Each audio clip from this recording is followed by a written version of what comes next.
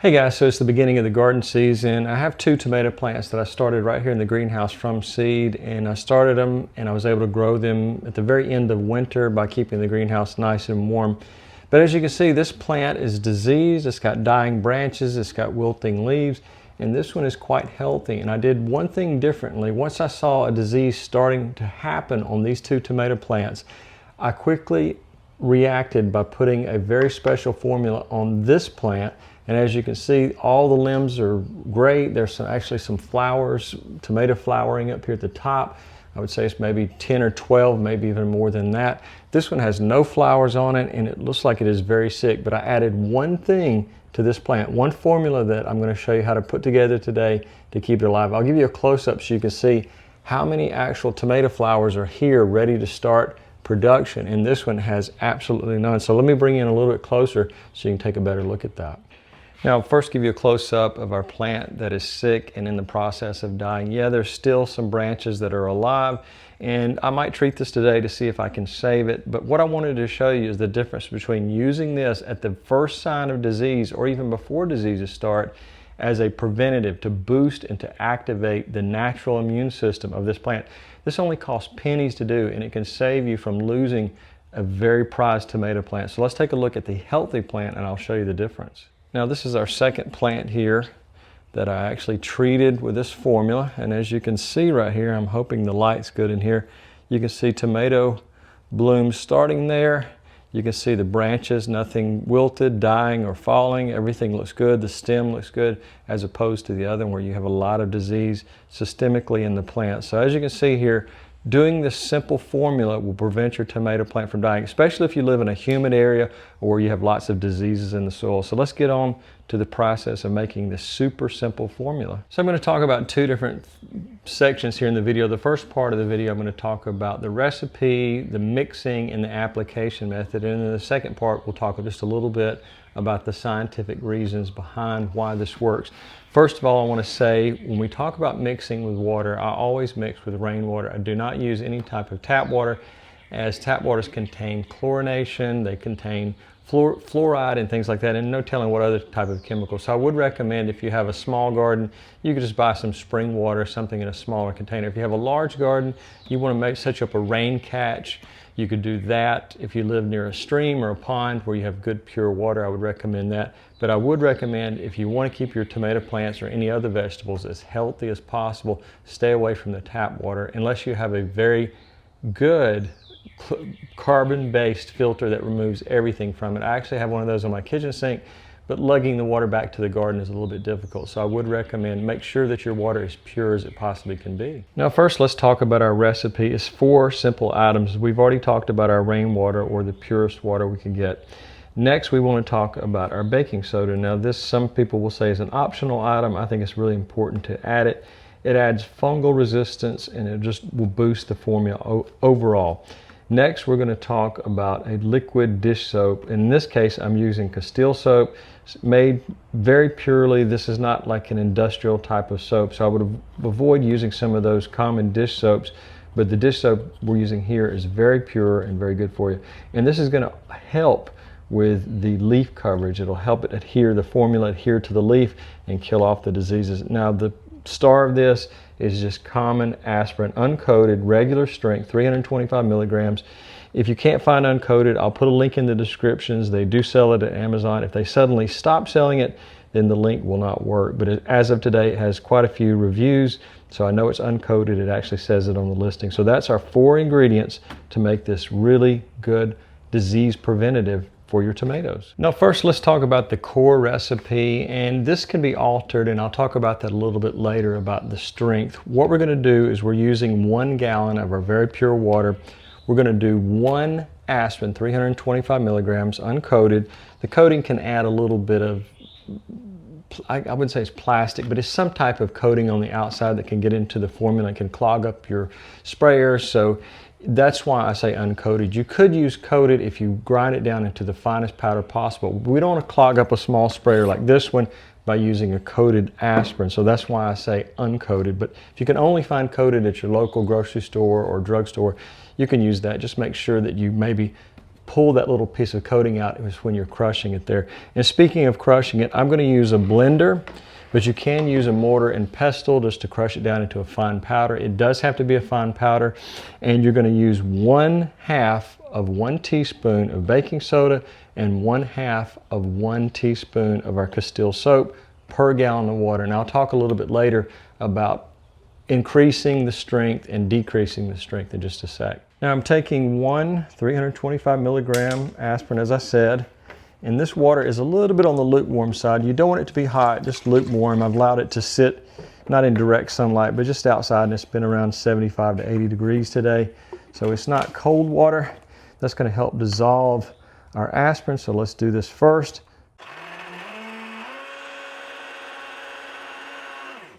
All right, I'm going to let that drain back off the sides to make sure our aspirin is completely into this water and not stuck to the side. I might actually pour a little bit more water in this just to make sure if any of the aspirin residue is around the outer casing of our blender here. We want to make sure we get all the aspirin because it's just only 1 aspirin in the entire gallon we're using. So we make sure we use 100% of it.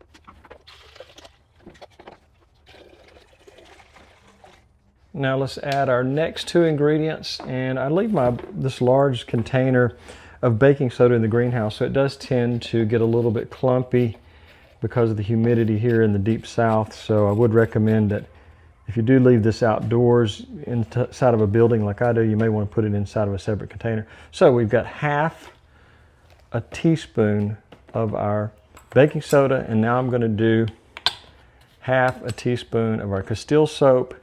As I said, I used to use things like standard dish soap, but I found that a lot of times those industrial type soaps, I really don't trust them. So Castile is a very pure and a very safe soap to use in your garden. Now I love using things that might otherwise end up in the trash. And this unique little funnel I've got here actually came from a 2-liter soda bottle. So I always recommend doing things like that. Find creative ways to reuse things that might otherwise end up in the trash.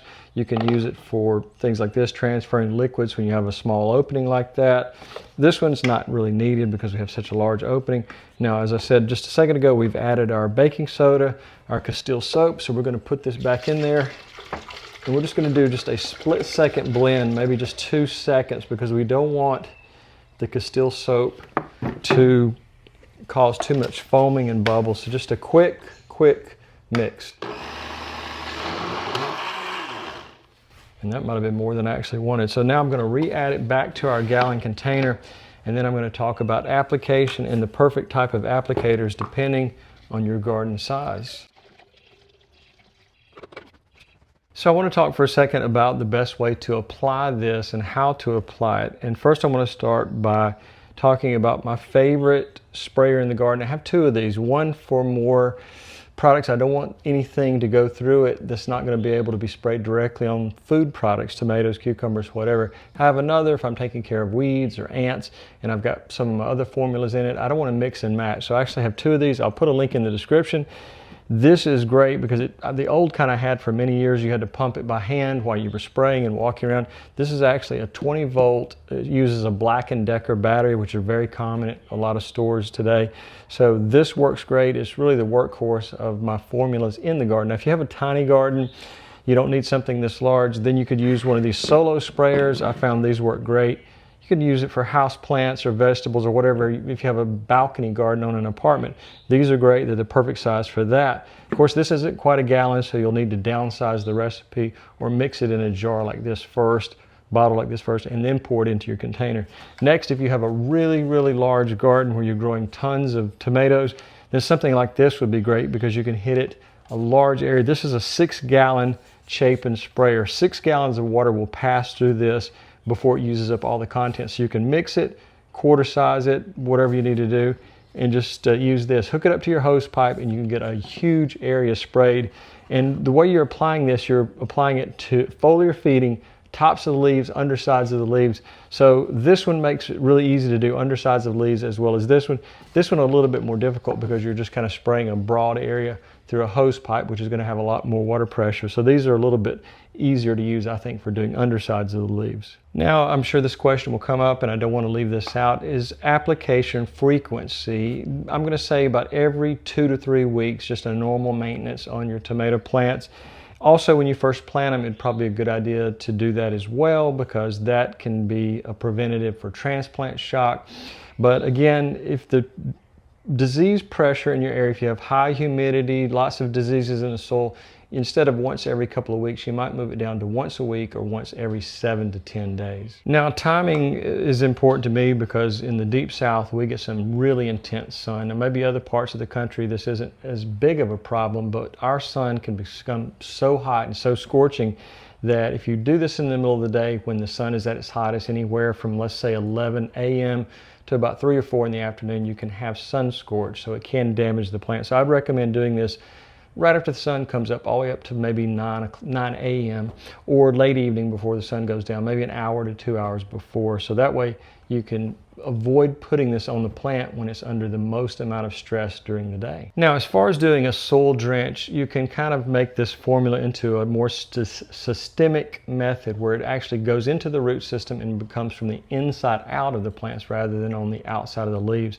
You can do a soil drench by taking 1 to 2 cups of your mixture and pouring it right at the base of the plant. So it's just a common soil drench, and that can help not only, as we talked about earlier, as the foliar treatment, but also a systemic, it's hard for me to say that word, systemic method that goes through the roots and to the outside. That can also help. I'd say, if I haven't already said this, because I tend to repeat myself because I like to make points, make sure I don't leave anything out, every 3 to 4 weeks you can do the soil drench. Now, this recipe can also act as a transplant shock stopper, and so you can, when you're removing your seedlings, they've kind of outgrown their cells there, you can use just a small amount, maybe ½ ounce to 1 ounce of the formula on each. If they're still pretty small, and as they get larger, of course, you're going to increase the volume. Maybe a 1/2 foot tall tomato plant, you might go up to ½ a cup, and then when it gets a foot and beyond, you may do a full cup. But anyways, whether you're putting it into a larger pot out of your seedling trays, if you've started from seeds, whatever it might be, just give it a quick shot of this formula, and that can help stop transplant shock. Now, I talked earlier about the standard dose and how you could either weaken it or strengthen it, but if you want to weaken it, you can do 2 gallons in a larger container and then still use 1 325 milligram uncoated aspirin. That weakens it. If you want to do the standard, of course, as I said, is 1 325 milligram aspirin per gallon, and then if you want to double it, you could do 2 aspirin per gallon. So depending on what's happening in your garden, if you're just doing transplants on some very small seedlings, you might weaken it to 1 aspirin per 2 gallons. Standard size plants that you're buying from your garden center, you might just do the standard recipe. And then if the disease pressure is higher, or you're starting to see diseases, or you forgot to do this when you first transplanted them, go ahead and go to 2 aspirin per gallon. And in extreme cases, you might go to 3 aspirin per gallon, but I wouldn't do that very often, maybe just once per month, and just see what happens, because you don't want to overdo it and put too much of that in there. Now, this formula is a preventative. If you already have a lot of diseases in your tomato plant, it may not help a lot. It might, but it just depends on what's happening in your garden. But the best time to do this is early in the planting, when you're first putting the tomato plants into your garden.